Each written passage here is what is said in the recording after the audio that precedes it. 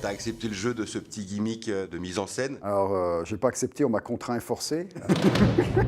Benoît Hante à Puligny-Montrachet, Bourgogne, au sud de Beaune, domaine de 6 hectares maintenant. On ne sait pas ce qu'on cherche. On est toujours à la quête de plus, mais c'est même pas pour soi. J'aime beaucoup ce que disait Saint-Exupéry. On n'hérite pas de la terre de ses parents, on est locataire de ses enfants. Et c'est un petit peu cet esprit paysan qu'on a.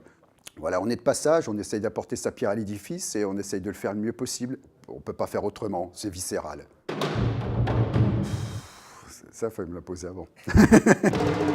Ce qu'on cherche, c'est une convivialité, une rencontre, partager des instants, des émotions. C'est aussi le but du vin. Je pense que Reynald l'a bien senti et que c'est les hommes qui l'intéressent aussi à travers le produit. Et on partage aussi cette philosophie-là. Souvent, on dit à quel moment il faut goûter le vin. Est-ce qu'il faut le boire jeune, boire tôt? En fin de compte, moi je dis souvent, c'est avec qui. C'est l'instant qui est intéressant, mais l'instant, c'est la personne. Vous pouvez ouvrir la meilleure bouteille du monde, si la personne n'est pas intéressante ou si vous vivez un mauvais moment, la bouteille ne sera pas bonne.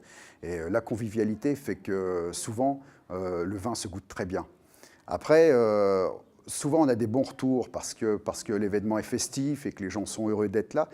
Et c'est un peu à double tranchant. C'est un gros moteur, c'est une grosse motivation de s'entendre dire que ce que vous faites plaît, mais d'un autre côté, il ne faut pas non plus se mettre les lauriers. Je trouve ça exceptionnel de 4 générations comme ça, d'amoureux du vin, de passionnés, se transmettre le flambeau au niveau de la présentation des vins, puisque là, c'est le boulot de Reynald. C'est un petit peu le but de tout viticulteur, c'est de pouvoir transmettre quelque chose. On ira jusqu'au bout et on essaiera de donner cette passion-là aux descendants, aux enfants, et on a toujours notre petit jardin secret. Moi, c'est quelques gros flacons que j'espère ne pas avoir à ouvrir pour transmettre ça, pour que les gens un jour se disent voilà, il était là.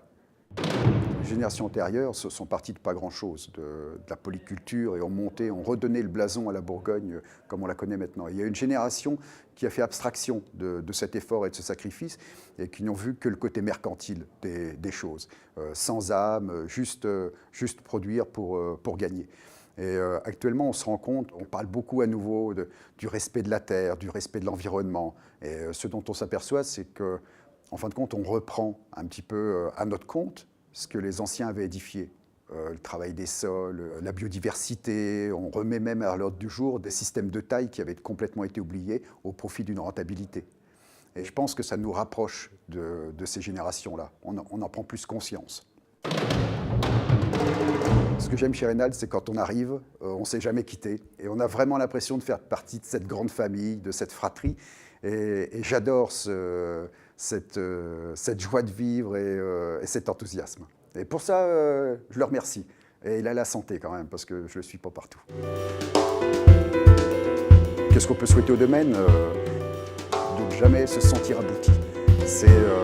Il faut garder la foi, il faut garder l'envie, il faut garder la motivation. Donc pour ça, il ne faut pas aboutir.